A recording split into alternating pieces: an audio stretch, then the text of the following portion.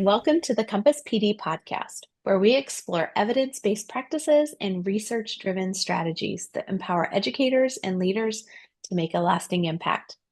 I'm Dr. Carrie Hepburn, your host, alongside my really good friend and colleague, Dr. Sherri Lorton. Hi, Sherri. Hi, Carrie. I'm excited to be here today. I'm excited to have you too. What many people probably don't know is that we have known each other for, oh my gosh, what do you think? Over a decade? Well over a Oh, decade. more than that, I Yeah, think. maybe. Do you think Close to it's been two? two? Oh my gosh. Close.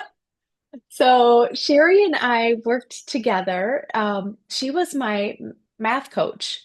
So she was a math coach and well, she was a teacher. She was a teacher, so know that. And then she moved into the math coaching role, and she was my math coach when I was in the classroom. And then she was curriculum in the curriculum department, a curriculum leader.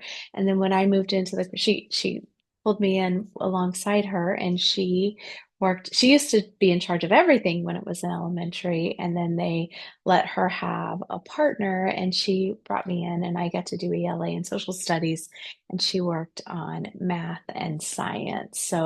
So much of what I've learned in curriculum and instruction and assessment is because of Dr. Lorton. So I'm super excited that she is joining us and that she is part of our Compass PD team, also being one of our authors of our comprehensive standards guide. So she comes to us with decades of experience and just so much wisdom and passion for the work that she does. We are today talking about subitizing.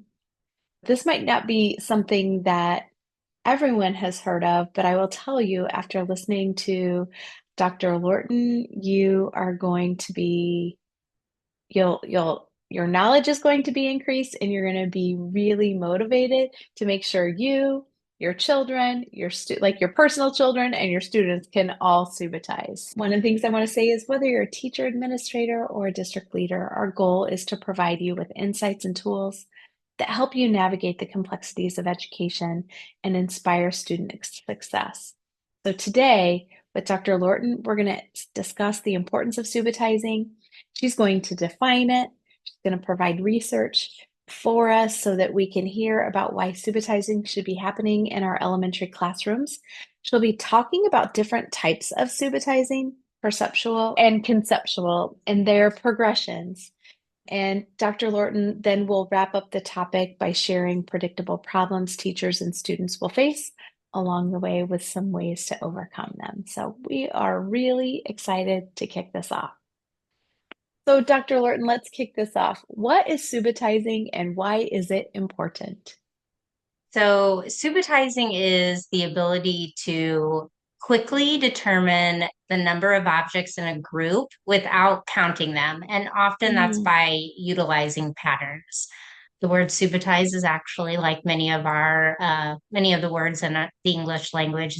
It is of Latin origin and it means to arrive suddenly.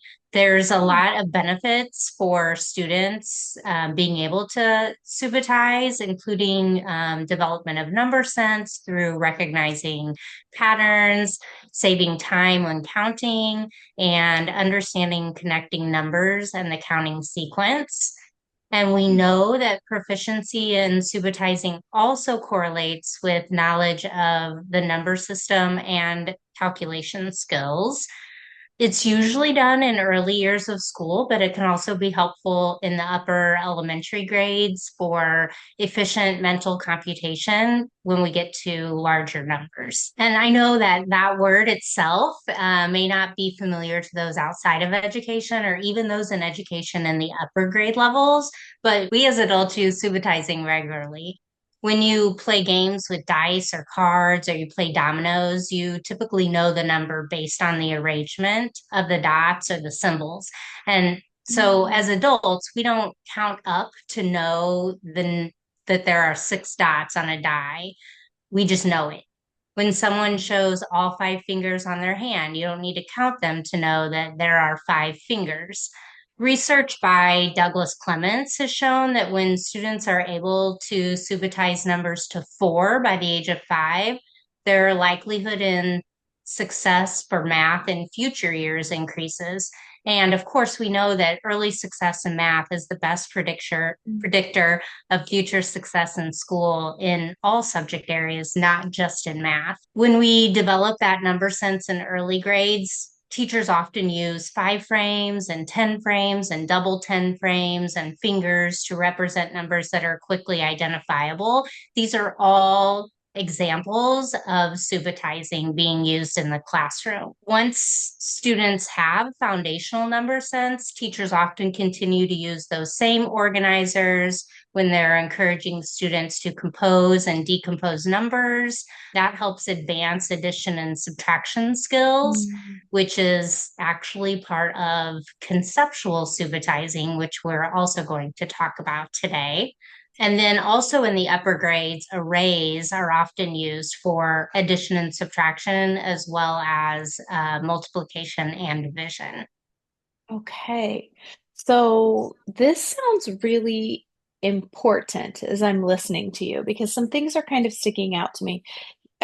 First of all, you were talking about like it's a great predictor of success in math, and then it starts as early as 4. Is that what I heard? Interestingly, they believe that students as young as 6 months, or not students, infants as young Infants. as 6 months, are actually able to subitize based on research that they have done. So really can start. I mean, usually they can tell the difference. They understand 1, 3, not necessarily the number, the concept of the number, but they kind of know more and less, and they can Mm, recognize. So really, those young students, they can't count yet, but they are subitizing. that is so interesting. It makes me think about what I can do with my grandson, who's 2.5 years old. Like right now, he's already doing like a little bit of counting, just thinking through that. It's just so powerful what the human brain can do and how young we can start doing this. I loved how you explained to us the concept of subitizing too. I loved your concrete explanations of like how we use it as adults with dice and cards already. These are things that are happening, but in classrooms we're using it in different ways as well with the tens frames and the fives frames. I think that helps us just get a better grasp. Can we talk a little bit about perceptual and conceptual subitizing? Like what is that? And how they progress. Tell us something about that. Yeah, so perceptual subitizing is the ability to recognize up to 5 objects without counting them. For example, if there are 3 apples in a bowl, adults as well as children who are already able to conceptualize the number 3 can tell you that there are 3 without really taking the time to count them. So typically, up to 5 objects can be subitized quickly without having to count, starting with lower numbers and working our way up, which, as adults, we think, well, those are all small numbers. But when you're talking about younger children, toddlers, and preschool age children, we start with 1 to 3 and then build on 4 and then 5. And usually, young children around 2.5 to 3 years of age, even though they're able to count to 10, they can recite 4 and 5, but they don't always have the ability to subitize those quantities. So that typically happens around the age of 4.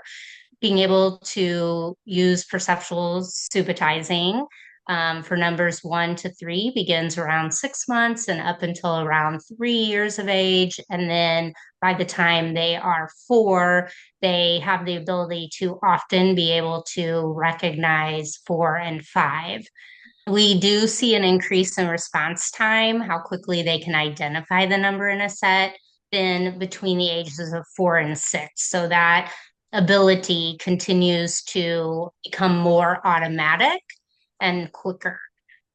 And we also know that there's an increase in response time for children and adults when objects are arranged in patterns versus randomly placed, or if there are no distractors present, like, for example, find the number of dots, but then there's also X's there. So that will slow down Mm, our ability to be able to recognize and subitize. It doesn't mean we can't do it. It just, those distractors can slow it down. And then it's probably important to note that students who still struggle with that perceptual subitizing of numbers up to five beyond second grade may have some deeper concerns worth mm. investigating. So up to second grade, Mhm. we want to investigate. As you were talking, I'm writing myself some notes here. As you were talking, a couple of things were like going through my mind. One thing is students that I had in the past that I'm thinking, oh, I wish I would have known the importance and the value of this, as I'm thinking about a couple kids that just really struggled. And something that I was thinking is you were talking about how it saves time, helps with fluency, all of those things. I'm going, oh, I wish I would have had this knowledge earlier, because being a second grade teacher and being a third grade teacher, had we known and understood this, we might have investigated something differently, which then leads me to the podcast that was last week or 2 weeks ago on dyscalculia, dyscalculia. Yeah. Right? Okay. Yes. Dyscalculia. Yes, thank you. Okay, thank you for that. So I apologize for interrupting. We No, can that's keep great. moving with conceptual. This is so fascinating. Yeah, so really, like I said, perceptual, it's really about five or less. Even as adults, we can typically only very quickly subitize up to about five objects. After that, a lot of times what our brain does is it takes multiple patterns and puts them together, and that's conceptual subitizing. So that's recognizing small subsets within a set of six or more objects and then combining those subsets to recognize a total number. Things like using 10 frames, when teachers use those 10 frames, they encourage a variety of skills to be used together. So kids are subitizing, they're counting, and then sometimes they're even using some addition in there. So that skill is used in combination sometimes with other skills once you reach that level of conceptual subitizing. That's a lot of skills that they're putting together when they get to that. So they're starting to even do, like, I want to say like more sophisticated, complicated Sure. types of math, aren't they? When they're adding all of those different, the the conceptual subitizing, the patterns, the adding, the subtracting, all of those things that you were talking about.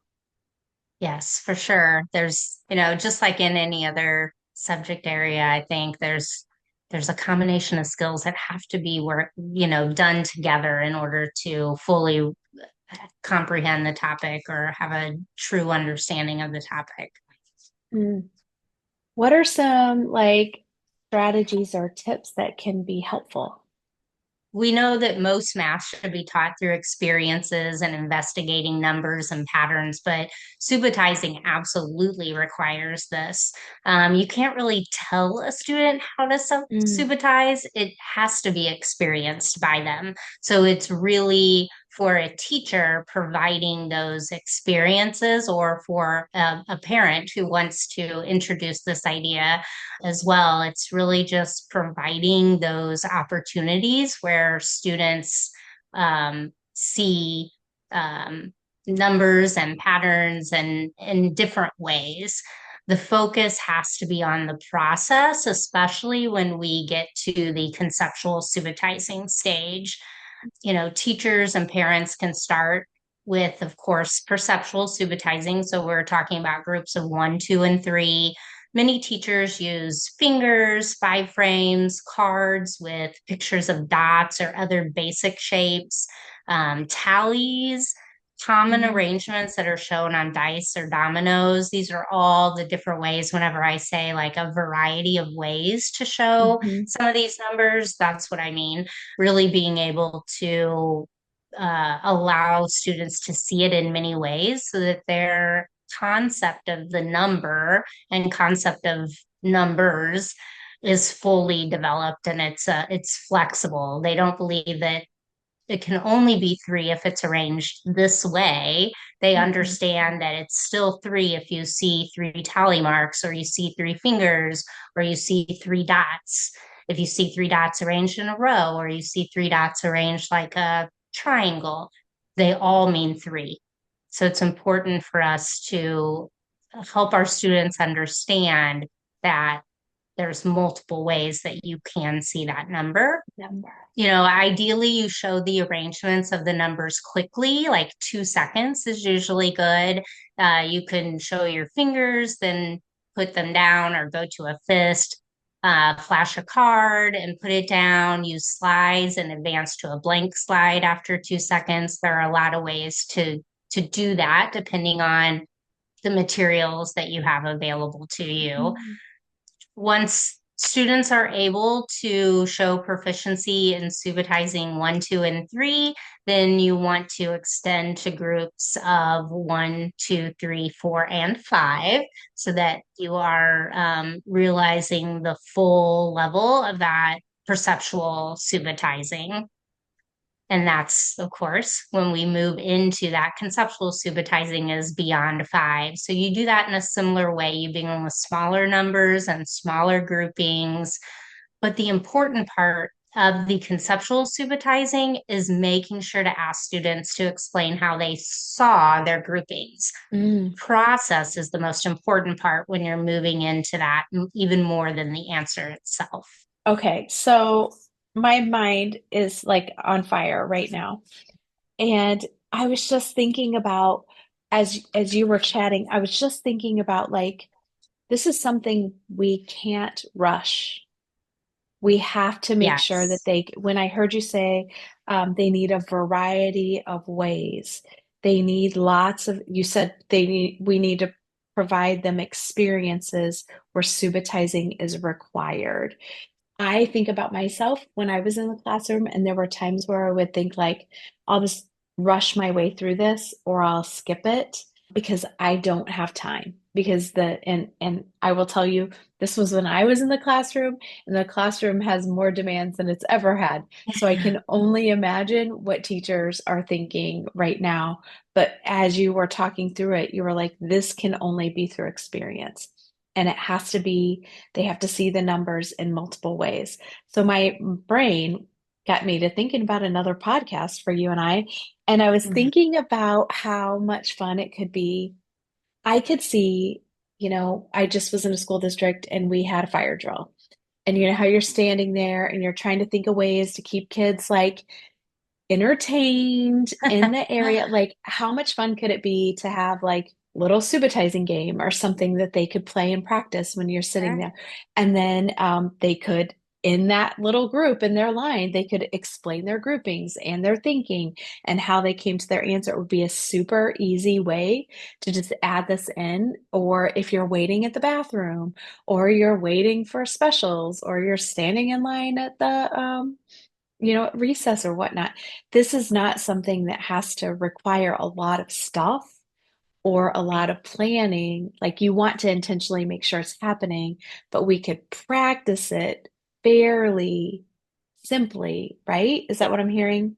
Yeah, and it really doesn't take a lot of time. You don't need to take a lot of time with it. Just a couple minutes of, you know, 3 or 4 times a week is enough to really start to help students see those numbers and to be able to subitize effectively and efficiently. So it doesn't take a lot of time, even though it does feel like something additional. Like you said, there are ways to fit it in because you could do it in just 2 to 5 minutes Mhm. whenever you have a little bit of extra time in your day. Great. Thank you so much. Okay, we could talk for days. So, but I know we can't. So, let's talk about some predictable problems and solutions that teachers will face when it comes to subitizing. Yeah, so from what I have been seeing and hearing from teachers and seeing myself, we know that there are students that are Maybe not all students, but some students are growing up playing fewer games with dice or cards or dominoes at home. As it seems, we've been going to a lot more virtual or devices for our games, and our children often are have that exposure, but they may not have exposure with actual dice and cards and dominoes, which is originally how many of us begin subitizing. Mhm. So we might have to provide some exposure to these at school so that they can begin to develop that. It's just one of the many, kind of how I said earlier, you've got to expose them to those arrangements of those numbers in many different ways. So it's just another way to show those numbers. Another thing that you could run into in the classroom is students trying to count the numbers. And what we want them to be able to do is to see them quickly and to just automatically know. And that really does just take exposure. The best way to do that is just to use those quick image strategies that I talked about earlier, whether Mhm. it's, flashing a card and putting it down, showing your fingers and putting it down, document camera, or a PowerPoint presentation, a presentation of some kind, then you can quickly advance to the next slide. It's usually 2 seconds is what we want Okay. for subitizing. They also always using the same images or the same configurations can also be a stumbling block. We want to make sure to expose our students to many different ways of seeing those numbers, change it up, use those dice patterns, use tally marks, 5 frames, 10 frames, fingers, pictures of fingers, all of those Wow. different things. Wow. So here's what I learned today. Subitizing is really important. It's a key predictor in success for math, and it starts young, as early as 6 months, which blew my mind. Okay. And then we need to provide students multiple ways to practice subitizing. And there are a lot of things that we can do that are really simple. And we can add these kinds of experiences, subitizing experiences throughout our day in a variety of ways. And it's going to probably be more critical that we do that now than ever because kids aren't playing with as many games, dice, cards, those kinds of things as they used to. We will need to likely provide a strong foundation, especially in early childhood, and moving them up for those experiences. So I really hope that for those of you that are listening, you are as inspired as I am because I'm really excited to just pull out the board games and the dice and the cards and start just playing little games with my 2.5 year old grandson. But I've got ways and other things that I'm thinking about that how I could add it even in English language arts and in the work that I'm doing with kids there. We would love to hear your thoughts and your experiences with subitizing. We really hope that you found today's episode valuable. Please consider sharing it with a colleague who might benefit from this message. Thank you so much, Sherri. We were Thank so you. thankful to have you. This was really fun. Next week, we get to explore feedback, and we're going to have some very special guests. So you definitely want to tune in for that one as well. Thanks for joining us at Compass PD on the podcast. Remember, at Compass PD, we believe that every educator has the power to inspire change and transform student learning. Stay focused, stay inspired, and keep making a difference.